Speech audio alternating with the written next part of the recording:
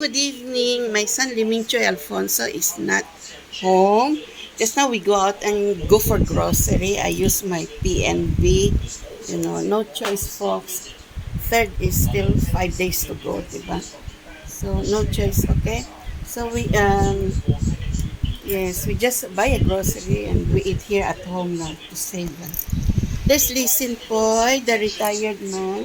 Okay, this is our family dinner at the Blackford, the World of Singapore. We're having a Filipino dish, okay? This one is a glutinous rice with mango, similar to Thailand, yeah.